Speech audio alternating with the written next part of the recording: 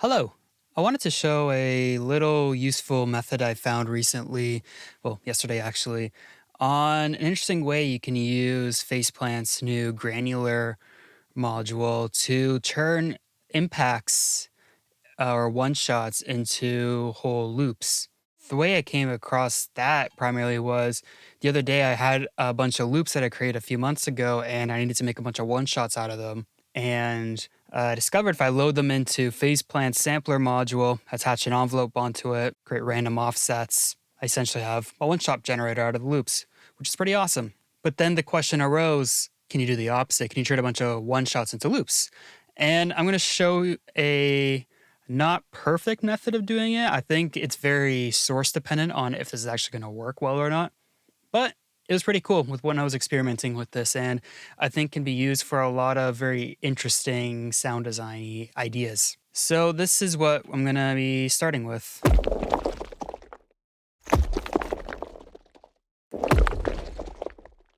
Just some generic rock impacts from Boom. And here on this other track, I've got Phaseplant. What I'm going to do is load up the granular module, and then I'm going to go and import this file. Great, so if I were to start playing on my MIDI keyboard now, we get that. Not very fun. What we can do to make this more interesting right away is just turn up the position knob. I mean, anywhere's really fun. This is where a lot of experimentation is going to start coming in from. But hit a note now. So it's getting better, a little cooler. But we want to change where the playhead is starting so that way it can randomly decide between all these different one shots. So what I'm going to do is load up a random modulator. What I like to do is right click on the trigger over here and change it from note trigger to never trigger from note on. So that way the random generator is oscillating continuously, whether or not audio is going through it.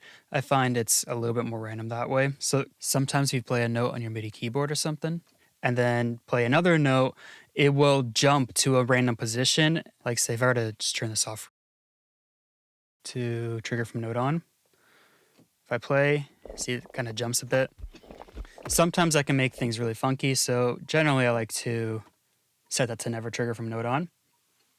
So from here, I'm going to set this to positive modulation, and I'm just going to route this output to the position knob. And generally, you want this to go probably to about 75% or so because the grains, they will flow forward, and then I'll show you in a second how to make them go backwards. And if you have it modulating all the way to the end, you can't really go forward anymore. You just end up with silence. But if I start playing a note now, kind of cool, getting a little better. Just going to increase the rate by a bit. Let's increase the number of grains.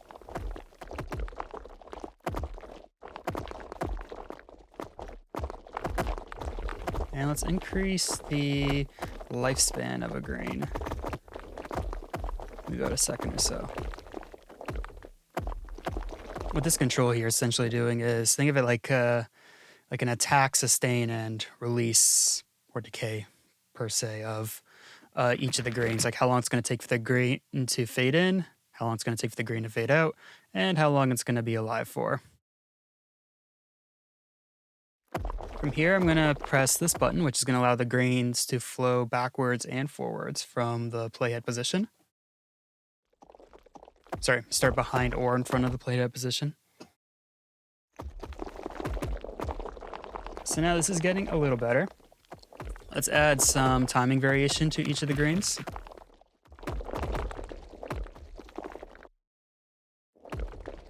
Some pitch. Maybe some pan if we're feeling stereo.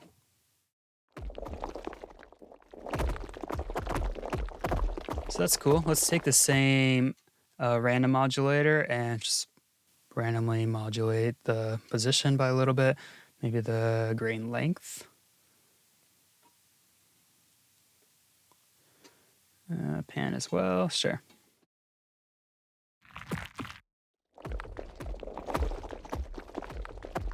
Just gonna increase that volume, it's pretty quiet.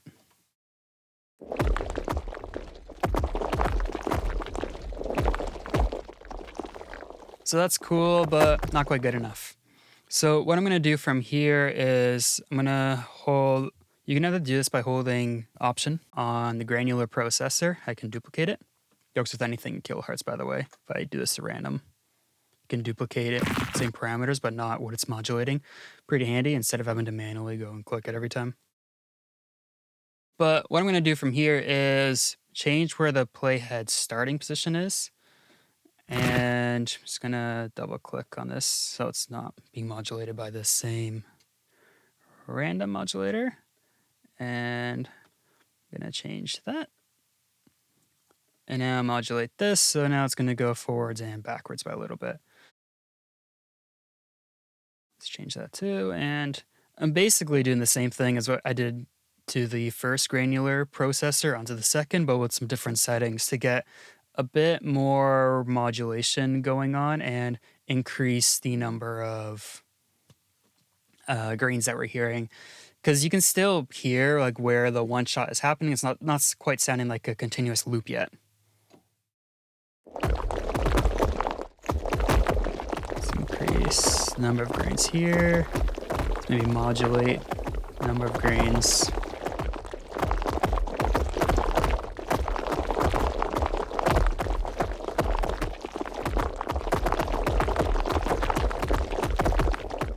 That's kind of cool.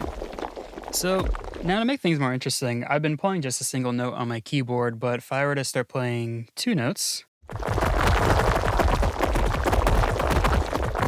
it's starting to work a lot better. Now where I find this type of idea works best is when you are playing multiple notes, but an octave apart.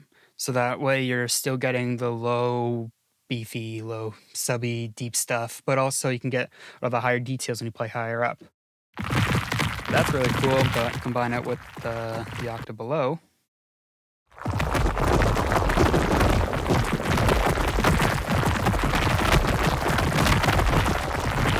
Counts are a little high now, so I didn't want to add that many voices. So this is working, but a problem that you can start hearing when we do this is because these were designed impacts, you can very easily hear the transients. And the transient, I find, is the killer of what you can make something a loop versus more of an impact. Because usually, most of the time, like a lot of impacts, they're kind of big. Like they got sharp transients, but loops, not so much. I've been trying to experiment with different ways on getting rid of this to make the loop more seamless and a little softer to listen to. I mean, if this is like what you want to go for with the loop, fantastic. Maybe it'll be part of like a cool debris or loop forward explosion or something. I don't know. What I'm going to do is start off with the transient designer, and I'm going to start off by making this quite fast in terms of how long it's going to take for the attack to react. This is because a lot of design sounds have got really, really sharp transients. And I just want to get rid of those transients so they no longer exist. A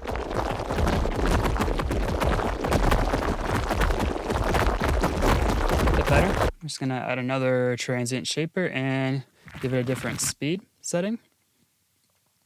You can totally experiment with this as much as you want. These aren't hard and true settings.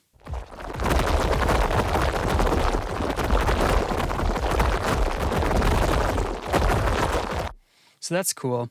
Now, the one thing to troubleshoot next is, or at least that I'm hearing with the sound, is that it's the low end of the loop here that starts to become very woofy because the designed impact has a lot of low end right at the start of the impact, but afterward towards the tail, the low end is not as prevalent compared to the high end. So I don't have multipass to do this, but what I'm going to do as an alternative, if I go and load in Transgressor, this is fantastic because you can EQ the attack and sustain of your sound independently of one another. And I find if I just get rid of the sustain by a decent amount and then play, low end is nowhere near as sharp as it used to be. And often in the attack, I find there is a very pronounced, almost like resonance, I find, because sometimes some sounds I find, especially nowadays, there's a lot of dispersory, weird, all past stuff happening around here, and I just want to get rid of that in the transient.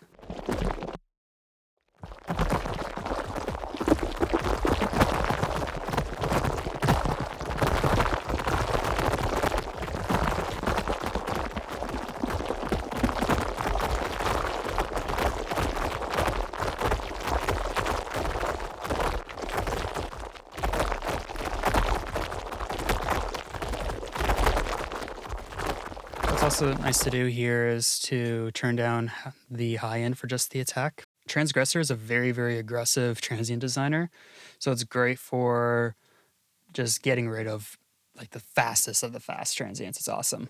Do that. That sounded pretty cool. And if we want to compensate, we can turn it up in sustain. And that is pretty much the base idea on turning a bunch of one-shots into loops. If you want to go further with this and make it more dense, you could easily duplicate this granular processor, change the settings by a little bit, maybe pitch it down by a bit too. Maybe add some more random modulation onto things. Maybe have an even lower grain count, and let's see how that sounds.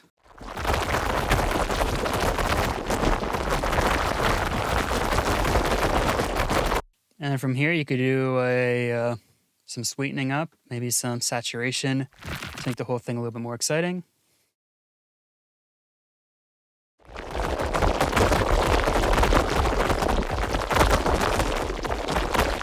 Maybe some EQ.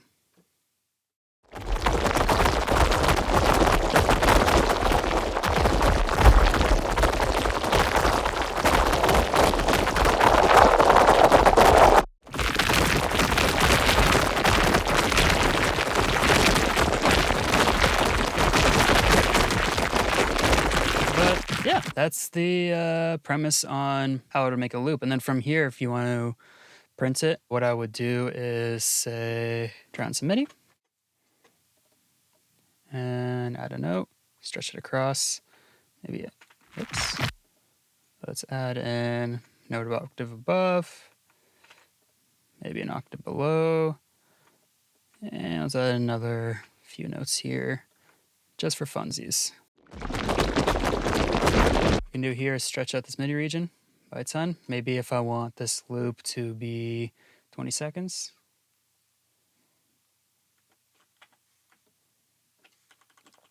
So once I have that, what I can do is render that item in place and then drag this out to another track here. Now you can see that there's a bit of a startup to the whole loop. That's just the grains fading in. We could just cut that off if we want. And there we go. Then we can process this like any other audio file.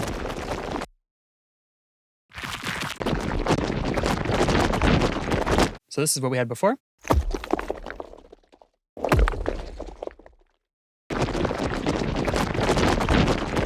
Not perfect, very source dependent. I find more sustained low end per se that the source has, the less likely I find it works based on my experimentation. But it's totally cool for throwing in other one-shotty stuff too, like even with lasers, you get some really crazy textures. Anyways, I hope you found that useful in one way or another, and bye for now.